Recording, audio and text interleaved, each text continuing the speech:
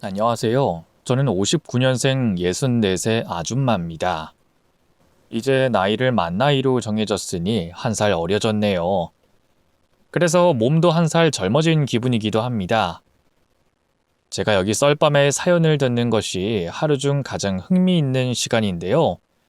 저에게도 평생 잊지 못할 배꼽 빠지게 속 시원한 사건이 하나 있어 이렇게 글을 쓰게 됐습니다. 무엇을 상상하든 그 이상이니 재밌게 들어주시면 감사드리겠습니다. 59년생 베이비 부머인 저는 많은 분들이 아시다시피 매우 가난한 집안에서 태어났습니다. 그때는 왜들 그렇게 아이들을 많이 낳으셨는지 태반이 제대로 먹지 못하고 배우지 못하는 사람들 천지였죠. 저는 6남매의 넷째로 태어나 그저 그런 유년기를 보냈고 국민학교를 나온 뒤 바로 시장 안에 있는 떡집에서 일하기 시작했어요. 떡집을 선택한 이유는 아주 간단해요. 제가 제일 좋아하는 음식이어서 여기저기 떡집을 돌며 일자리를 찾으려고 했답니다. 몇 푼 안 되는 돈이지만 배불리 떡을 먹어가며 일할 수 있어서 최고의 직업이라 생각하며 감사한 마음으로 일했습니다. 강산이 한번 바뀌도록 한 떡집에서만 일했더니 제 나이는 벌써 20대가 됐고 오빠 언니들이 모두 가정을 이룬 데다 동생들까지 모두 결혼했다 합니다. 저 하나만 시집 가면 부모님은 원이 없겠다고 하셨죠. 그래서 저도 시장 상인들이 소개해주는 남자들과 선을 여러 번 봤습니다. 누가 제 남편이 될진 모르지만 인성 바르고 성실하면 더 바랄 게 없다 생각하고 남자를 평가했어요. 그중 가장 괜찮은 사람은 건어물집 아들이자 회사에 다니는 남자였습니다. 그이는 저보다 4살이 많았고 인상도 좋고 인성도 훌륭해서 함께 인생을 살면 행복할 것 같았어요. 그래서 그와 2~3달 연애를 하고 바로 혼인신고만 하고 살림을 차렸습니다. 저에겐 결혼식은 사치일 뿐이었고 괜한 돈만 들어가는 것 같아 생략하자고 했답니다. 그리고 양가 부모님께 받는 것도 드리는 것도 없이 2사람의 인생을 시작하게 됐죠. 남편과 저는 성실근면이라는 최대 장점을 가지고 있어서 둘이 돈을 벌어 모으는 재미가 쏠쏠했습니다. 당연히 제가 돈 관리를 전적으로 맡아 매일 가계부를 썼답니다. 그이는 결혼 전에 샀던 승용차로 출퇴근을 했는데 저는 그게 마음에 들지 않았어요. 기름 한 방울 나지 않는 나라에서 차를 끌고 다니니 저로서는 납득이 되지 않아 결혼 초에 차를 중고로 팔자고 보챘답니다. 한 푼이라도 아껴서 나중에 우리가 낳을 자식들을 가난하게 키우지 말자고 했죠. 다행히 제 남편은 제가 파트로 매주를 쓰라고 하면 그대로 실행할 사람이어서 제가 하라는 대로 따라줬습니다. 그렇게 알뜰하게 돈을 모아가며 살아가며 5년 동안 아들 2에 딸 1를 차례대로 낳았어요. 아이들 모두 건강하고 아픈 곳 없이 무럭무럭 자라줬답니다. 아이들의 어린 시절을 보면 제 어릴 적을 상상하곤 했는데 이상하게 눈물이 많이 났어요. 그게 어떤 의미의 눈물인지는 저와 같은 세대 분들은 공감하실 거라 믿어요. 아무런 문제 없이 잘 살 거라 여기며 살아가는데 어느 날 사고가 나고 말았습니다. 비가 억수같이 쏟아지던 평일에 시장에는 손님들이 거의 없었어요. 애들은 학교에서 무사히 돌아오겠지, 남편은 회사에서 버스를 타고 안전하게 오겠지 하며 생각을 되뇌었지만 걱정이 되는 건 어쩔 수 없더라고요. 특히 아이들이 아침에 우산을 가져갔는지 확실하게 기억이 나지 않아 비를 맞고 오면 어쩌나 하고 근심이 가득했답니다. 시장 문을 닫을 시간이 돼 성급히 집으로 달려갔는데 아들 2과 딸은 우산을 가지고 학교를 다녀와서 다행히 비를 맞지 않았습니다. 그런데 남편이 집에 들어올 시간이 한참 지났는데도 돌아오지 않았어요. 핸드폰이 없던 시절이었기 때문에 기다리는 것 말고는 할 수 있는 게 없었습니다. 그런데 잠시 후 집 전화기가 크게 울려서 가슴이 덜컥 내려앉았어요. 설마 하는 마음으로 전화기를 내려다보는데 제 자식들도 저와 똑같이 전화기로 시선이 집중하더군요. 아이들도 걱정이 됐는지 빨리 받아보라고 말했답니다. 그래서 전화를 받아 여보세요라고 말했더니 버스가 도로에서 크게 사고가 났는데 승객 여럿이 병원에 실려갔다고 했어요. 제 남편도 그중 한 명이라고 했죠. 전화를 끊고 무엇부터 해야 할지 생각하다가 먼저 아이들을 안심시켰어요. 잠시 아빠를 데리러 다녀올 테니 큰아들에게 동생들과 씻고 자라고 일러줬죠. 그래서 병원으로 달려가 봤더니 응급실에 버스 환자들로 가득했습니다. 제 남편이 어디 있는지 환자를 일일이 살펴봤는데 아무리 찾아봐도 제 남편의 얼굴은 보이지 않았어요. 그래서 지나가는 간호사 하나를 붙잡고 제 남편 이름을 대고 어딨냐고 물었습니다. 그러자 간호사 입에서 나온 대답은 참으로 충격이었습니다. 영안실로 내려가 보라는 말을 아무렇지 않게 하길래 다시 대답해 보라고 했더니 버스 사고 사망자 중 한 사람으로 제 남편의 이름이 올라가 있다는 거예요. 그래서 영안실로 내려갔더니 남편의 싸늘한 몸이 철제 침대 위에 눕혀 있더군요. 저는 그 자리에서 혼절하게 됐고 며칠간의 기억이 통째로 날아가 버렸습니다. 일주일이 지나 정신을 차리고 일어났는데 이미 남편의 장례를 치렀더라고요. 시댁 식구들과 제 아들, 딸들이 저 대신 남편의 빈소를 지켰답니다. 슬프고 고통스러운 시기였지만 저는 자식들을 키워야 하는 엄마라는 걸 까먹지 않았습니다. 약물고 일터인 떡집으로 나가 바쁘게 일하며 남편을 가슴에 억지로 묻어갔어요. 여자는 약하지만 엄마는 강하다라는 말을 눈앞에 떠올리며 끝까지 잘 버텼답니다. 그렇게 저는 엄마로 최선을 다해 살았어요. 그 결과 5년 뒤에는 떡집을 오픈하게 됐고 3남매를 남부럽지 않게 잘 키울 수 있었습니다. 남들처럼 학원이나 과외 같은 건 시켜주지 못했지만 먹고 싶은 건 원 없이 먹였고 입히는 것도 제대로 해줬습니다.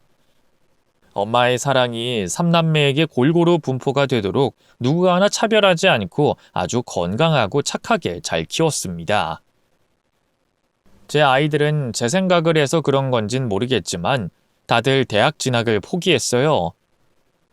말로는 공부를 못하니 대학에 뜻이 없다고 하지만 아무래도 제가 뼈 빠지게 일하는 걸 안쓰럽게 보고 공부를 포기한 것 같았습니다. 물론 저야 빚을 내서라도 대학을 보내주겠다고 했지만 3남매 모두 충분히 취직할 수 있다면서 성인이 되어 각자 독립했어요. 아들 둘은 1년 차이로 군대를 다녀와 바로 취직했고 딸아이 역시 고등학교를 졸업하자마자 운 좋게 경기도에 있는 괜찮은 회사에 취직했답니다. 자식 셋이 제 곁을 떠나고 홀로 살게 됐을 땐 마음이 허전하면서도 여유가 좀 생겼어요. 평생 자식들만 신경 쓰고 살아왔는데 이제는 저를 챙기면서 살게 되더라고요. 강산이 한번 바뀌자 아들 둘은 결혼해서 가정을 꾸렸어요. 손주들을 낳고 가장으로 열심히 살았죠. 두 아들은 이제 제 품에서 완전히 떠나게 됐는데 딸아이는 나이가 30대 후반이 되도록 혼자였습니다. 요즘 결혼은 필수가 아니라고들 해서 딸에게 결혼을 굳이 하지 않아도 된다는 조언을 해줬고 행복의 요소는 다양하게 있으니 현재를 즐기라는 말을 해줬습니다. 그런데 얼마 가지 않아 결혼하겠다고 남자 하나를 데리고 내려왔더라고요.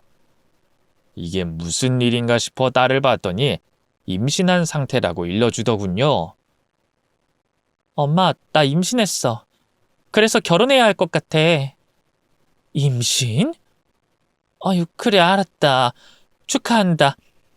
네 나이가 좀 있어서 출산 뒤에는 좀 힘들 수도 있겠다. 그럼 옆에 있는 내 딸을 임신시킨 당신의 소개를 좀 해줘야겠는데? 긴장하지 말고 말 좀 해봐요. 제가 침착하게 말했더니 예비 사위가 입술을 바르르 떨면서 대답하더군요. 어머님, 죄송합니다. 제가 귀한 따님을 임신시켰습니다.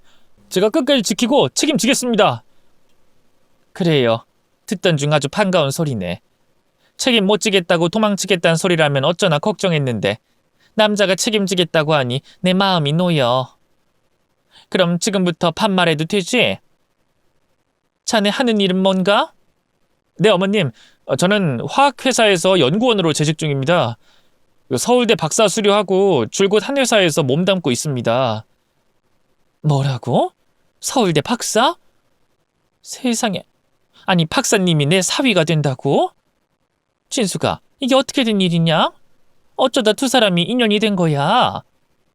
사윗감이 서울대 박사 출신의 엘리트라고 하니 입이 저절로 벌어졌습니다. 제 딸은 지극히 평범한 아이인데 말이죠. 들어보니 두 사람은 같은 헬스장을 다녔는데 거기서 친해져서 연인으로 발전했다고 하더군요. 사귀게 된 계기는 그렇다 쳐도 사위 집안에서 제 딸을 마음에 들어 하는지 궁금했습니다. 아무리 저에게 귀한 딸이지만 박사씩이나 되는 학력의 사위였으니 걱정이 되더라고요. 이보게, 자네 부모님은 뭐라고 하시나? 내 딸 보고 결혼하라고 하셨나? 아무리 그래도 박사님이 고등학교만 졸업한 내 딸과 결혼하겠다고 하면 반기를 들지 않겠어? 아닙니다, 어머님. 저희 부모님은 제 딸을 가진 여자라고 하니까 아주 기뻐하셨습니다. 어머님, 저희 부모님은 학력이나 집안 배경 같은 건 상관없다고 하셨어요. 그러니까 어머님 허락만 남은 상황입니다.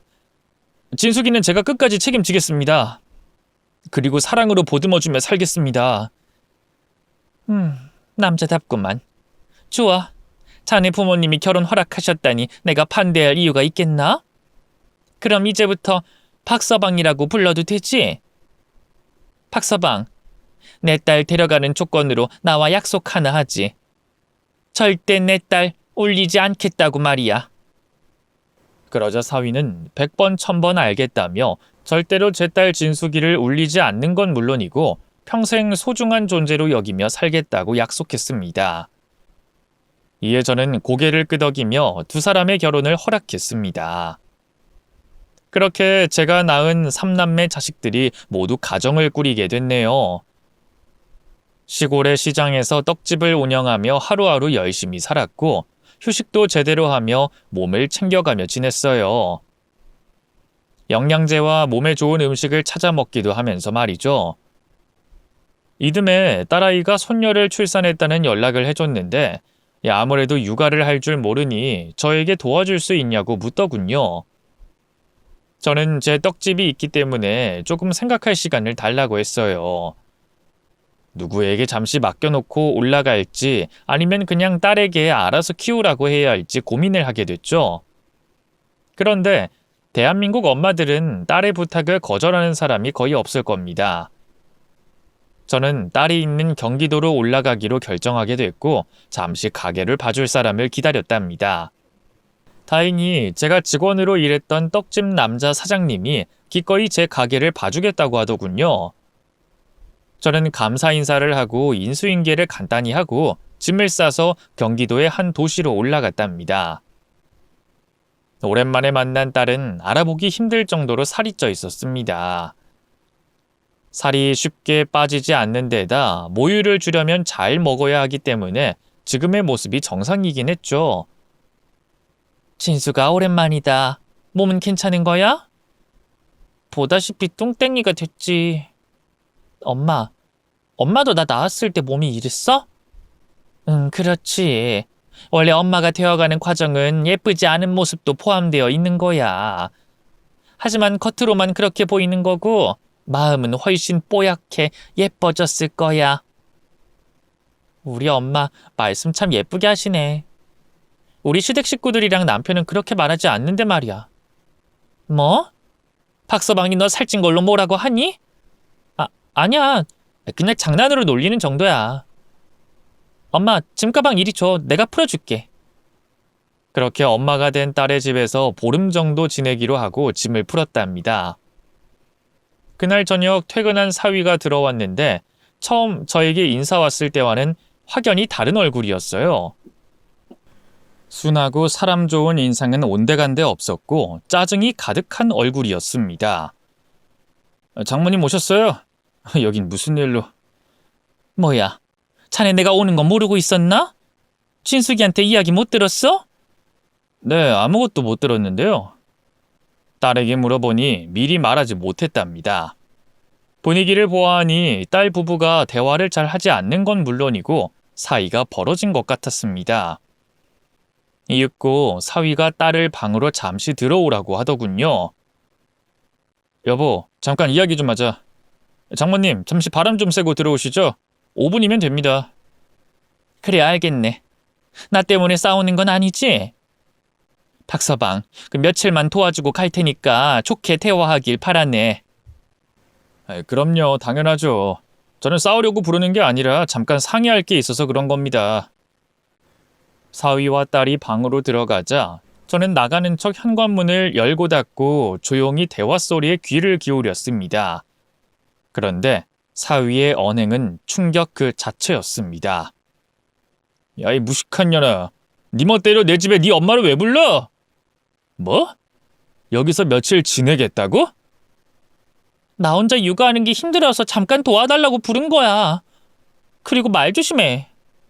지랄을 하세요. 무식한 촌땅년이 어디서 서울대 박사를 가르치려고 들어? 야, 넌 대가리가 텅텅 빈 걸 꼭 티내야겠니? 그깟 애 하나 돌보는 게 힘들어서 지 엄마를 불러?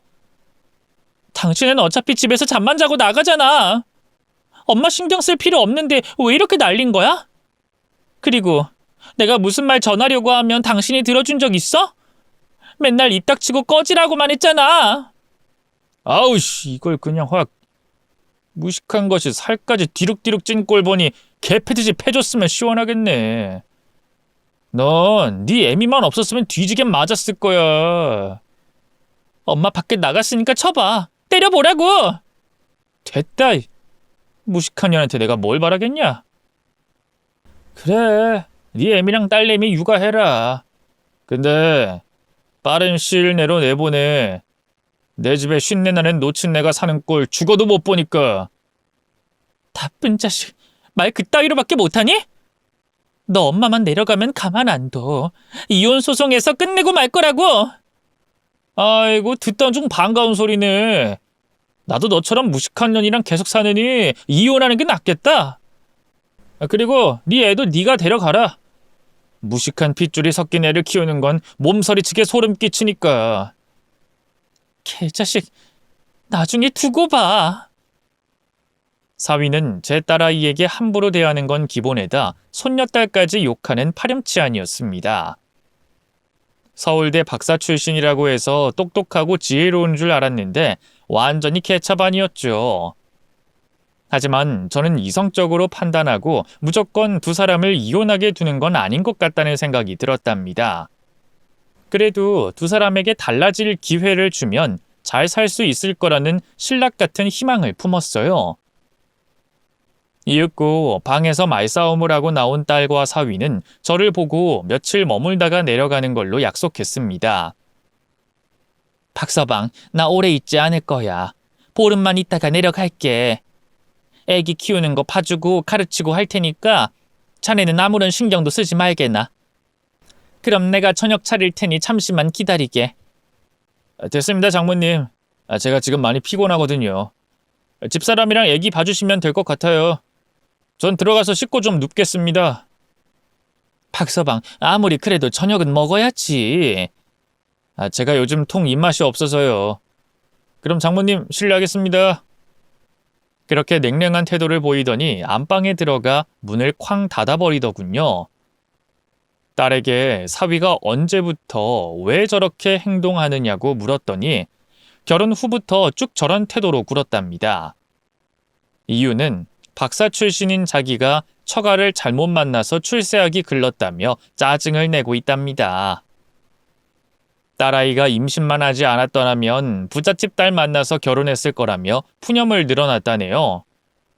더불어 무식한 고졸년이니 천박한 집안에서 태어나 가진 거 하나 없는 등신이라는 욕을 퍼부었답니다.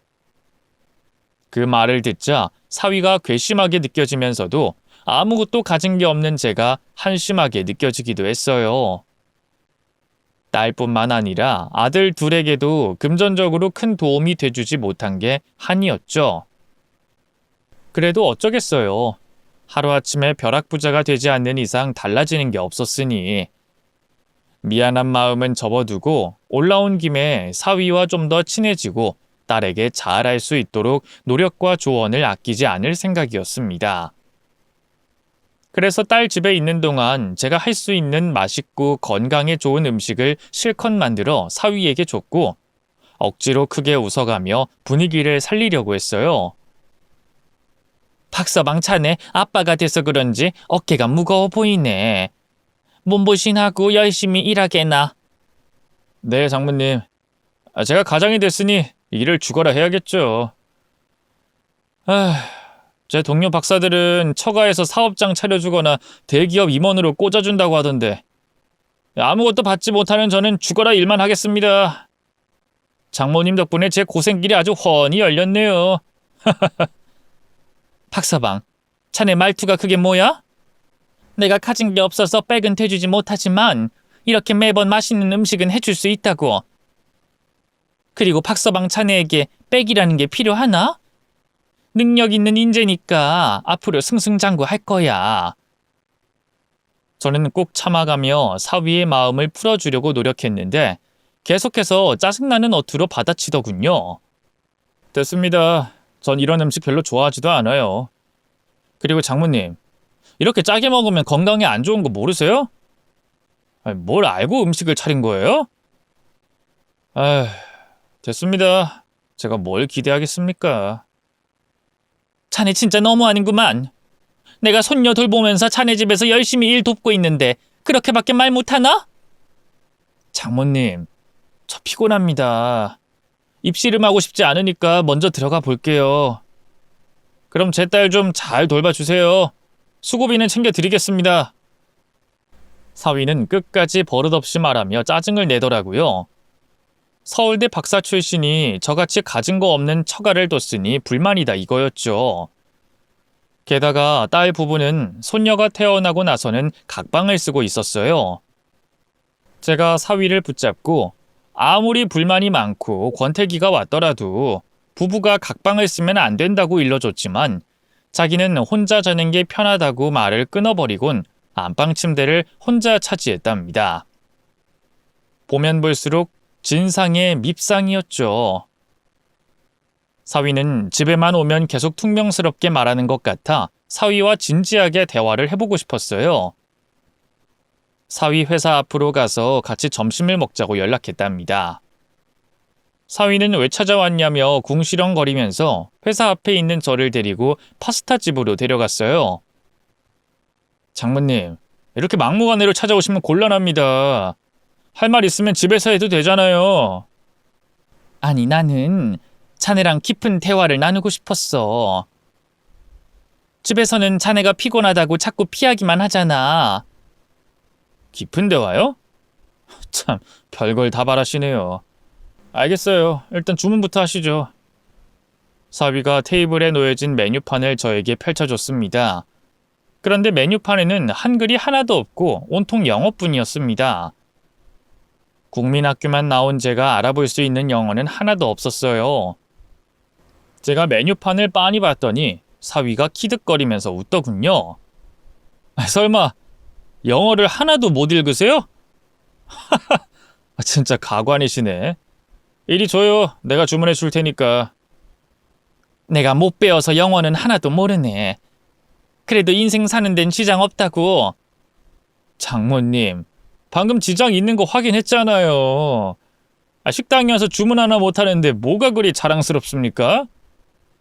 무식한 건 죄예요. 공부 좀 하세요. 아니다. 무식한 제 아내 보면 장모님도 다르지 않겠죠? 무식하신 장모님이 무식한 딸을 낳으신 거잖아요. 맞죠? 사위는 선을 세게 넘으며 저를 놀리더군요. 영어 좀 모른다고 사람을 개무시하는데 맘 같아선 머리통을 한 대 쥐어받고 싶었습니다. 하지만 사위와 대화로 잘 풀고 제 딸에게 잘 좀 해달라고 부탁하러 나온 자리니 가만히 참고 넘겨버렸습니다.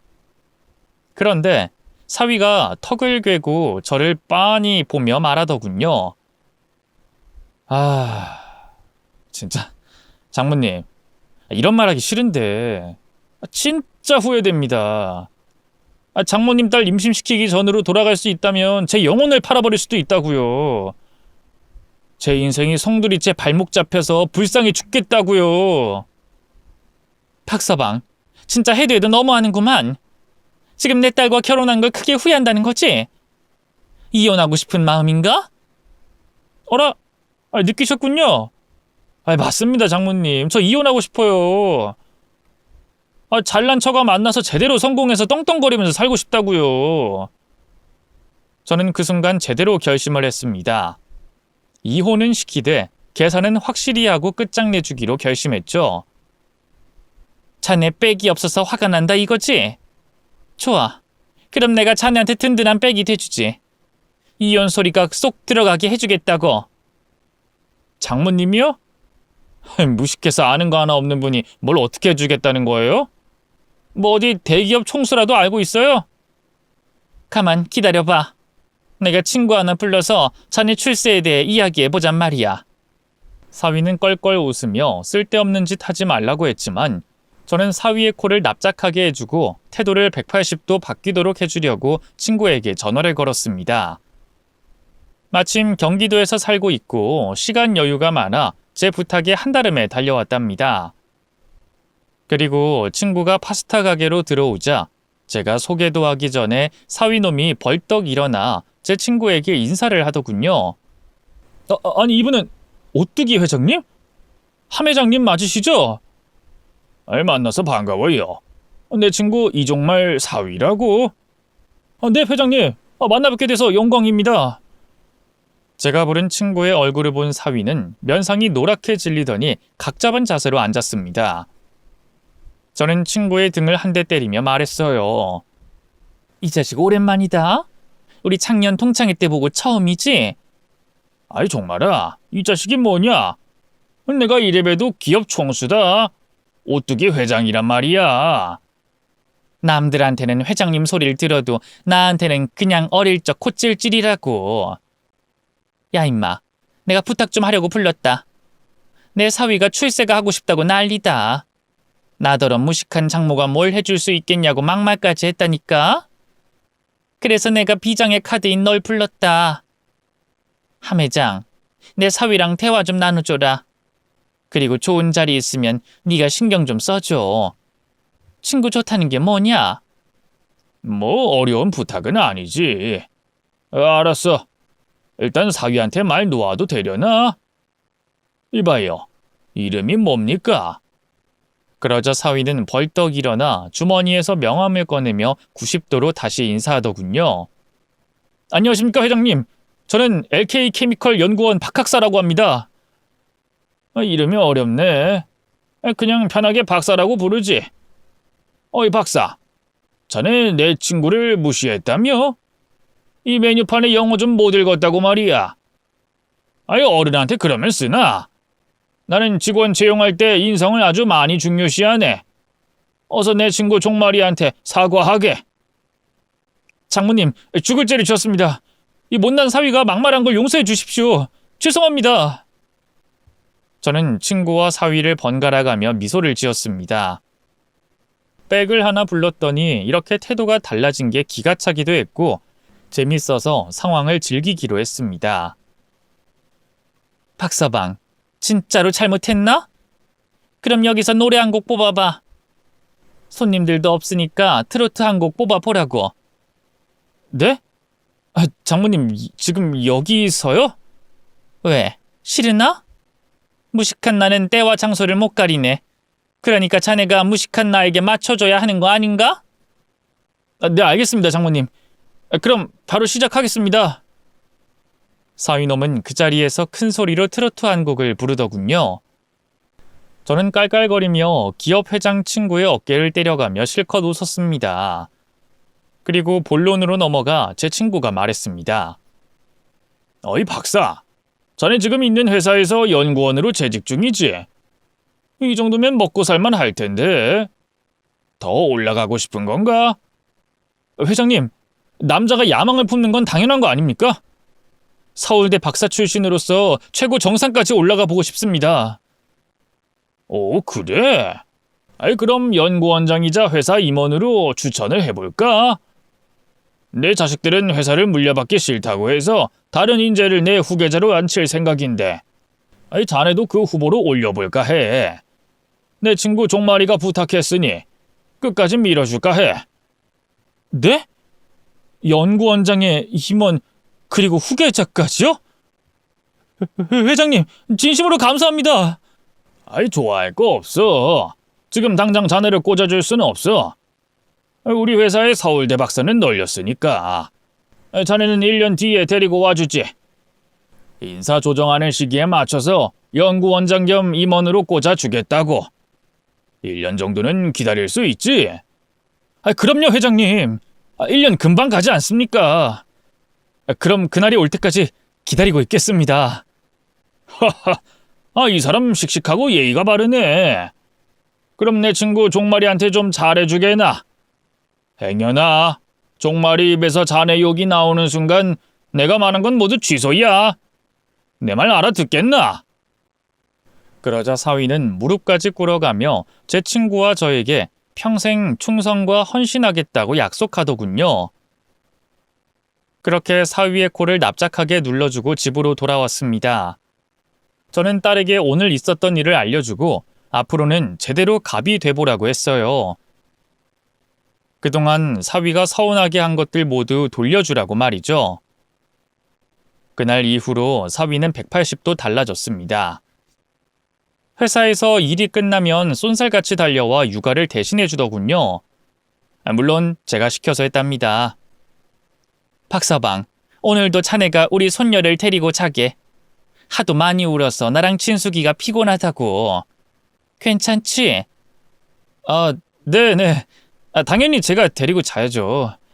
장모님과 집사람은 편하게 발 뻗고 주무세요. 고맙네. 그리고 말이야, 내가 이 집에서 지내다 보니 좀 아쉬운 게 몇 가지 보이더라. 혹시 내가 하라는 대로 할 수 있겠나? 장모님, 내년에 오뚜기 기업의 임원이 될 텐데 못 해드릴 게 뭐가 있겠습니까? 말씀만 하십시오. 그래서 저는 머릿속의 계산기를 재빠르게 돌렸습니다.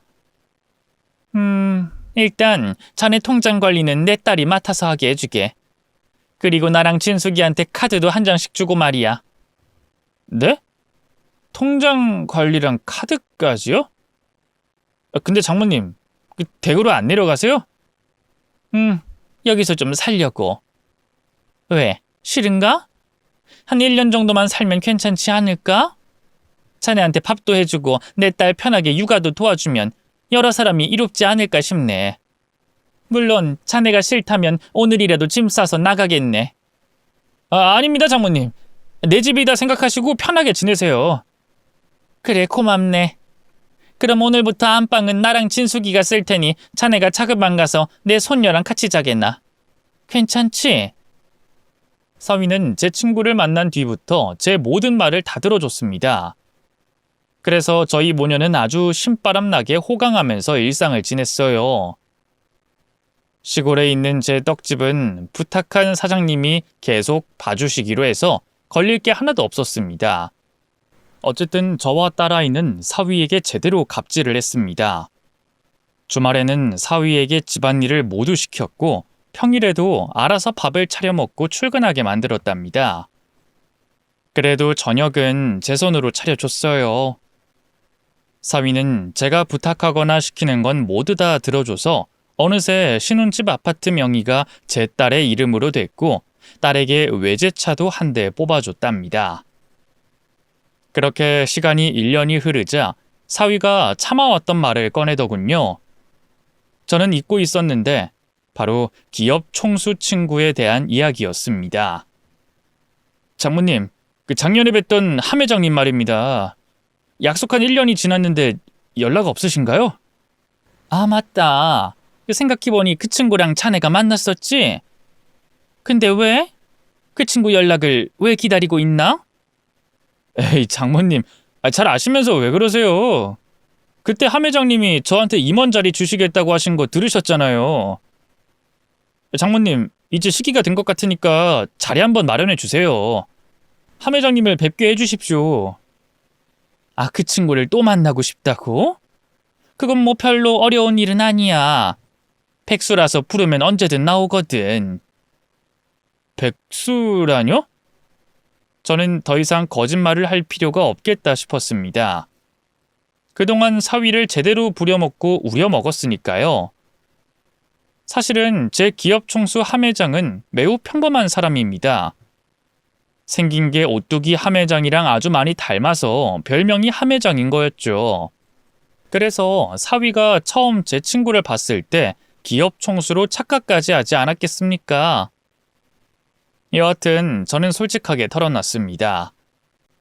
이보게 박서방, 그때 본 친구는 기업 총수 함 회장이 아니라 등산 동호 회장 김덕팔이야. 내 고향 친구지. 생긴 게 함 회장이랑 똑같아서 내가 장난 좀 친 거야. 네? 잠깐만요. 이게 다 무슨 말씀이세요? 그때 제가 본 사람이 함 회장이 아니란 말이에요? 그렇다니까. 자네가 하도 버릇없고 싸가지 없는 데다 내 딸을 우습게 여기고 막말까지 하는 걸 보고 참을 수 없어서 자네가 우리한테 잘 좀 하도록 꾸민 일이네. 뭐 결과적으로 박서방 자네가 매우 착해졌고 아주 성실하고 다정다감해져서 아주 좋다고. 선의의 거짓말이라는 게 이런 거 아니겠나? 박서방, 표정이 왜 그런가? 어디 아픈 거야? 제 사위는 기업 총수 제 친구가 가짜라는 걸 듣고는 얼굴이 하얗게 질렸습니다. 잠시 아무 말도 하지 않고 멍 때리듯이 앉아있더군요. 그리고 잠시 후 자기 머리를 쥐어뜯더니 분노를 터뜨렸습니다. 아이씨! 이런 개같은 경우가 어딨어! 이 별 거지 같은 모녀가 사람 하나를 등신으로 만들어? 내가 그 회사 임원이 될 생각에 얼마나 좋아했는 줄 알아? 박서방, 말이 짧구만. 사람 굿이라고 살아서 바뀌었나 싶었는데 그대로네. 사람은 고쳐 쓰는 게 아니라는 말이 맞는 말이었어. 이 노친네야, 당신이 나한테 저지른 짓이 얼마나 미친 건지 몰라? 난 당신들한테 잘 보이려고 머슴 노릇하면서 1년을 살았어. 내 통장 카드 가져다 멋대로 쓴 것도 모자라 이 집 명의까지 내 마누라한테 넘겼다고. 게다가 외제차까지. 내가 너희 두 모녀한테 뭘 한 거야? 그동안 속은 채로 호구짓 해왔던 거야? 이 씹어 죽일 년들아! 사위가 미쳐서 날뛰자 저는 전기 오기채를 들고 사위 면상을 날렸습니다. 제 딸이 이어서 마늘 빻는 절구로 사위놈의 다리 몽둥이를 사정없이 팼답니다. 제 딸은 결혼 이후부터 한 번도 행복한 적이 없다고 말하며 그동안 무시당해왔던 걸 줄줄이 사탕을 뱉어내듯이 쏟아냈습니다. 이 쓰레기 같은 놈아. 내가 고졸이라고 부부동반 모임에도 못 오게 하고 집에 친구들이 오면 가정부라 소개하고 내 딸 볼 때마다 내 머리를 닮아서 무식하게 옮기만 한다고 했지? 이 개자식아. 내 딸만 아니었으면 진작에 이혼했을 거야. 아이씨, 그럼 그냥 이혼하면 되지. 왜 네 애미랑 한 통속으로 날 속여먹은 거야? 그야 억울하니까 그랬지. 너한테 받은 거 10배로 갚아줘야 할 거 아니야. 진짜 무서운 년이네. 내 통장, 카드, 집문서 다 내놔. 너희 모녀 사기죄로 고소할 거야. 야, 이 멍청한 놈아. 친족끼리 사기는 해당이 안 돼. 그리고 네가 선뜻 쓰라고 준 거잖아. 우리가 달라고 협박했어? 아니잖아. 네가 잘 보이려고 천사처럼 군 거잖아. 난 네가 진짜 바뀌었으면 계속 같이 살려고 했는데 그게 아니었네. 기업 총수가 진짜가 아니라니까 바로 쌍욕 퍼붓고 미쳐 날뛰는 걸 보니 이혼이 답인 것 같다. 우리 이혼해. 야, 이혼 요구는 내가 해야 하는 거 아니냐? 너희 모녀가 빼먹은 내 돈 어쩔 건데? 그거 당장 내놔! 사위가 눈에 불을 켜고 그동안 저희 모녀한테 베풀었던 것을 되돌려달라고 소리를 치더군요. 그러자 제 딸이 녹음기를 꺼내 켰습니다. 제가 자식들에게 항상 계산을 똑바로 해야 한다 가르치고 불리한 상황에서는 대처할 증거를 남기라고 훈육했답니다. 그래서 제 딸은 결혼 생활을 하며 사위가 막말하는 걸 모두 다 녹음해뒀어요. 참으로 제 딸다운 행동이었죠. 녹음기 안에 사위의 목소리가 들려왔는데 죄다 딸을 무시하는 발언과 비하, 욕설이 난무했습니다. 이 정도면 판사님이 판사봉으로 사위놈의 머리통을 내려칠 정도의 수준이었어요. 사위는 저희 모녀의 당당한 태도와 증거 때문에 2배로 미쳐 날뛰기 시작했습니다. 폐악질을 하며 집안 곳곳을 부수더라고요. 그러다 더 크게 각성하더니 방에 가서 몽둥이가 될 만한 걸 찾아가지고 나오더군요. 옷을 걸어두는 행거봉을 들고 나와 휘두르기 시작했어요. 저는 딸에게 그 장면을 촬영하라고 일렀고 일부러 사위에게 두어 대 얻어맞았습니다. 조금 아프긴 했지만 큰 그림을 그리려면 이 정도 희생이 필요해서 바닥에 쓰러져 눈물을 흘리며 말했어요. 박서방 그만하게. 내 딸 때리는 것도 모자라 이 장모까지 때리는 건가? 그만하게. 우릴 살려달라고. 이 노친네가 돌았나? 내가 언제 니들을 때렸다고 이래? 내가 조금 전까지 얻어 터진 거 몰라? 저는 눈물을 흘리며 딸을 돌아보며 말했습니다. 컷. 진수가 다 찍었지? 이 정도면 됐다. 이제 이혼 소송으로 가서 이 자식 끝장내면 되겠어. 뭐야, 이것들이 진짜. 야, 이 사기꾼들아. 니들이 이러고도 무사할 것 같아? 응, 우린 무사하고 넌 인생 꼬일 거야. 네가 장모를 때린 영상은 경찰과 변호사 그리고 네 회사 게시판에도 올릴 거니까. 박서방, 인생 재밌지 않나? 인과응보, 사필 규정, 권선징악 뭐 이런 사자성어가 딱 어울리는 상황이잖아. 그러게 왜 내 딸을 무시하고 살았나? 처음 나에게 한 약속대로 했더라면 이런 일은 벌어지지 않았을 거 아니야? 이 무식한 년아. 무식한 게 쪽팔려서 무시 좀 했다고 이런 식으로 복수를 하는 게 말이 돼? 모녀가 쌍으로 무식한 짓을 벌이는 걸 보니 내가 진짜 인생 말아먹을 결혼을 한 것 같네. 나 너희들 가만 안 둬. 누구 인생이 종치게 되는지 법정에서 가려보자고. 좋네 박서방. 기업 청수 동창은 가짜지만 다른 동창 중에는 실력 있는 변호사도 있고 은퇴한 검사도 있어. 자네 날 때린 것에 대한 영상을 제대로 써먹어 줄게. 그럼 기대하라고. 뭐 하나 안 나가고. 여긴 내 딸 명의로 된 집이니까 자네가 꺼져야지. 아이 돌겠니. 이런 개 같은 경우가 어딨어. 그래, 일단 내가 나간다. 근데 어이 국졸, 내가 서울대 박사 출신인 거 잊었냐? 나도 그 정도 인맥은 있다고. 너희 모녀 내가 쓸어버릴 테니까 각오하고 기다려라. 사기죄로 콩밥 먹여줄 테니까. 사위는 그렇게 엄포하고 집에서 나가버렸습니다. 딸아이는 걱정이 됐는지 저에게 괜찮겠냐고 묻더군요. 그래서 아무런 걱정하지 말고 가만히 있으라고 대답해줬고 핸드폰을 꺼내 동창들 몇몇에게 연락을 돌렸답니다. 사위는 며칠 뒤 노인 폭행죄로 경찰서에 끌려갔고 이혼 소장을 받게 됐습니다. 그리고 재판을 받게 됐는데 역시나 제 계획대로 저희 모녀의 승리였습니다. 사위는 위자료는 물론이고 양육비 20년치를 지급하라는 명령을 받았답니다. 그리고 사위 회사 게시판에 행거봉으로 저를 공격하는 영상을 올렸어요. 이 영상은 급물살을 타게 됐고 사위의 회사와 서울대 박사들 협회에 모두 퍼져나갔습니다. 결국 사위는 모든 걸 잃게 돼 일도 못하고 집도 절도 없이 처절하게 망했어요. 제가 심하다고 말할 분들이 더러 계시겠지만 당신의 자녀가 배우자에게 개무시를 당하고 사는 걸 알았더라면 어떻게 하셨을지 한 번쯤은 생각해 보시길 바랍니다. 그렇게 처절하게 망한 사위는 예상대로 저희 모녀를 찾아왔습니다. 서울대 박사 출신인 자신이 갈 곳이 하나도 없다면서 책임지라고 악을 쓰더군요. 이봐 할망구, 내가 아무리 당신 딸을 모욕하고 괴롭게 했더라도 이건 너무 심하잖아. 내 모든 걸 빼앗아 가는 건 심한 복수 아니냐고. 나 당신 때문에 다른 연구소에도 취직을 못해. 그래서 하고 싶은 말이 뭔데? 내 돈의 일부 돌려줘. 내 껍데기를 홀랑 벗겨 먹었으니까 조금은 돌려줄 수 있잖아. 사업이라도 하게 2억만 내놔. 야, 누가 들으면 우리가 수십억은 빼앗은 줄 알겠다?